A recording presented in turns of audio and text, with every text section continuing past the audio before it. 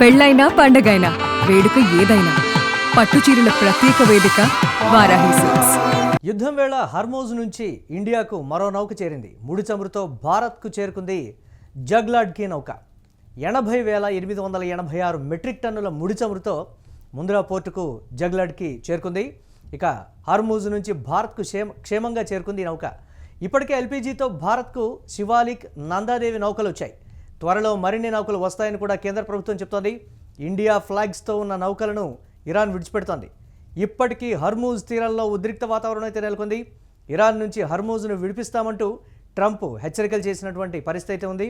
దీనిపై మరిన్ని అప్డేట్స్ మా కరెస్పాండెంట్ సతీష్ అందిస్తారు. సతీష్, ప్రపంచం మొత్తం ప్యానిక్ అవుతున్నటువంటి సిచ్యువేషన్లో కూడా ఇరాన్ భారత్కు సంబంధించినటువంటి నౌకల్ని విడిచిపెడుతున్నటువంటి వైనం ఏంటి, ఏ విధంగా చూడాలి? రాబోయే రోజుల్లో మరిన్ని నౌకలు భారత్కు వస్తాయి అనేటువంటి మాట. భారత్లో ప్రస్తుతం ఉన్నటువంటి పరిస్థితులు శాశ్వతం కావు, తాత్కాలికం మాత్రమే అని చెప్పకనే చెప్తున్నటువంటి పరిస్థితి. ఎలా చూడాలంటారు వీటిని? ముఖ్యంగా పశ్చిమాసియా యుద్ధ ఉద్రిక్తల నడుమ ఇరాన్ జలసంధిని దాటుకొని హార్మూజ్ ను దాటుకొని భారత్ చేరుకుంటున్నాయి ఒక్కొక్క నౌక కూడా. ఇప్పటికే జగ్లాడ్కి నౌక ఏదైతే 80,886 మెట్రిక్ టన్నుల ముడి చమురుతో కూడినటువంటి భారతీయ చమురు నౌక జగ్లాడ్కి ఈ రోజు ఉదయం మరి గుజరాత్ లోని ముద్రా ఎయిర్పోర్ట్ కు అయితే చేరుకుంది. ఇది ఒక శుభ పరిణామం అని చెప్పుకోవచ్చు.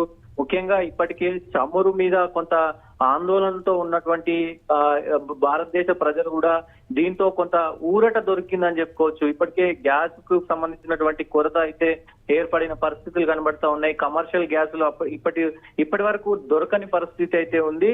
సో ముఖ్యంగా ఈ నౌకతో పాటు పెద్ద ఎత్తున ఇంతకు ముందు అయితే మార్చి 17న వాడినార్ పోర్టు అనే 2 ఎల్పీజీకి సంబంధించిన నౌకలు కూడా సురక్షితంగా భారత్ కు చేరుకున్నాయి. దాంతో పాటు శివాలిక్ ఈ నెల 16న శివాలిక్ నౌక కూడా మరి ముద్రా ఎయిర్పోర్ట్ కు చేరుకుంది.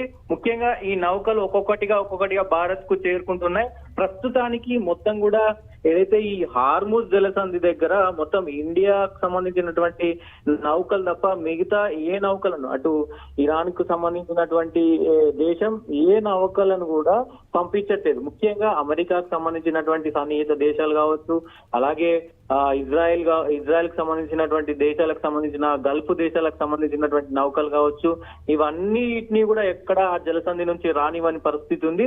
ముఖ్యంగా భారత్ ఏదైతే జెండా ఉంటుందో ఆ జెండాకు సంబంధించినటువంటి నౌక ఏదొచ్చినా వదిలిపెట్టాలంటూ కూడా ఇరాన్ తెలిపింది. దాంతో భాగంగానే ఈ నౌకలన్నీ కూడా ఇండియా ఎయిర్పోర్ట్ కు, ముంబై ఎయిర్పోర్ట్ కు చేరుకుంటున్న పరిస్థితి కనబడుతోంది. దాంతో భాగంగానే ముఖ్యంగా భారత్ ఇరాన్ మధ్య జరుగుతున్నటువంటి ఏదైతే చర్చలు ఉన్నాయో ఆ చర్చల ఫలితంగానే జాతీయ జెండా కలిగినటువంటి వాటిని పంపిస్తున్నారు. సో దీనికి ముఖ్యంగా దీంట్లో చాలా ప్రతిష్టాత్మకంగా కీలకంగా వ్యవహరించినటువంటి మంత్రి, విదేశీ వ్యవహారాల శాఖ మంత్రి జయశంకర్ ఈ విషయాన్ని వెల్లడించారు. మనకు ఇరాన్ కి మంచి సంబంధాలు ఉన్నాయి, మన దేశానికి ఇరాన్ కి చాలా మంచి సంబంధాలు ఉన్నాయి, నేను మాట్లాడి ఇవన్నిటిని కూడా చేపిస్తున్నాను, ప్రజలు ఎవరు కూడా భయభ్రాంతులకు కావద్దు అంటూ కూడా మరి చెప్పిన పరిస్థితి అయితే ఉంది. అమెరికా అధ్యక్షుడు ట్రంప్ చేసినటువంటి ఏదైతే కొన్ని వ్యాఖ్యలు ఉన్నాయో ఆ వ్యాఖ్యల నడుమ కూడా హార్మూజ్ జలసంధి నౌకలు రాకపోకల అంతరాయం కలిగిన పరిస్థితి మనందరికీ తెలిసిందే. సో అవన్నిటిని కూడా దాటుకొని సో అన్ని దేశాలకు సంబంధించినటువంటి నౌకలు అక్కడే ఆగిపోయిన పరిస్థితి ఉంది. కేవలం ఇండియా నౌకలు మాత్రం క్షేమంగా అక్కడి నుంచి క్షేమంగా రావడం శుభ పరిణామం అని చెప్పుకోవచ్చు. భారత్ కు సంబంధించినటువంటి ఏదైనా అంటే ఈ మధ్య కాలంలో మోడీ చేస్తున్నటువంటి వ్యూహాలు కావచ్చు, అలాగే విదేశాంగ మంత్రి చేస్తున్నటువంటి వ్యవహారం కావచ్చు, ఇదంతా కూడా శుభ పరిణామం అని చెప్పుకోవచ్చు. సమన్వయం, అన్ని దేశాలతో సమన్వయం చేసుకుంటూ కూడా ఏ దేశాన్ని తక్కువ కాదు, ఏ దేశం ఎక్కువ కాదు అన్నట్టుగా వ్యవహరించిన తీరు కావచ్చు శుభదాయకంగా ఉంది అంటూ కూడా మరి తెలుపుతున్న పరిస్థితులు కనబడతా ఉన్నాయి. ఏదేమైనప్పటికీ ప్రస్తుతం ఉన్న షార్టేజ్ లో భాగంగా ఏదైతే గ్యాస్ కావచ్చు, గ్యాస్ మీద పెద్ద ఎత్తున 2 నౌకలు వచ్చిన పరిస్థితి ఉంది ఎల్పీజీలు. సో ఇప్పుడు చమురుకు సంబంధించి కూడా ఈ నౌక రావడం శుభ పరిణామం అని చెప్పుకోవచ్చు.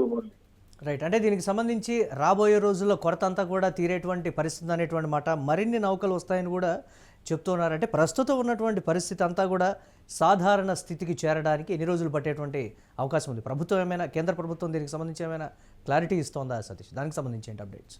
దాదాపు ఈ 15 రోజుల నుంచి కూడా కొంత ఈ నౌకలు అనేది కొంత అంతరాయం కలిగింది. ఇప్పుడు ఒక్కొక్కటిగా శివాలిక్ కావచ్చు, నందాదేవి కావచ్చు, ఇట్లా ఈ రోజు వచ్చినటువంటి ఏదైతే జగ్లడ్కి నౌక కావచ్చు, ఈ 3 నౌకలు చేరుకున్న తర్వాత కొంత ఇండియా ఊపిరి పీల్చుకుంది. సో ఇక అక్కడ ఏదైతే హార్ముజ్ జలసంధి నుంచి ఇంకా మన నౌకలు వస్తాయి.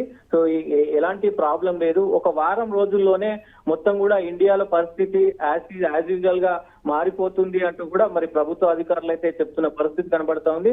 కానీ మన దేశానికి కొంత మరి ఇది ఉన్నప్పటికీ కూడా వేరే దేశాల్లో పరిస్థితి వేరేలాగా ఉంది.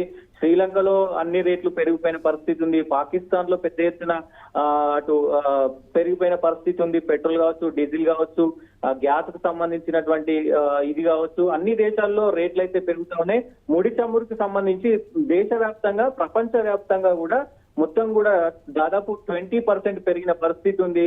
మరి ముఖ్యంగా ఈ నౌకలు దాదాపు ఇంకొక 1 వీక్ లోగా ఇంకా ఎక్కువ నౌకలు వచ్చే అవకాశం ఉంది అని విదేశాంగ అయితే చెప్తుంది. సో ఇది ఒక శుభ పరిణామం అని చెప్పుకోవచ్చు. Right, thanks for updates Satish. ఇక యుద్ధం వేళ హర్మోజ్ నుంచి భారత్కు మరో నౌక చేరింది. ముడి చమురుతో భారత్కు చేరుకుంది జగ్లడ్కి నౌక. 80,886 మెట్రిక్ టన్నుల ముడి చమురుతో ముంద్రా పోర్టుకు జగ్లడ్కి చేరుకుంది. ఇక హర్మూజ్ నుంచి భారత్కు క్షేమంగా చేరుకుంది నౌక.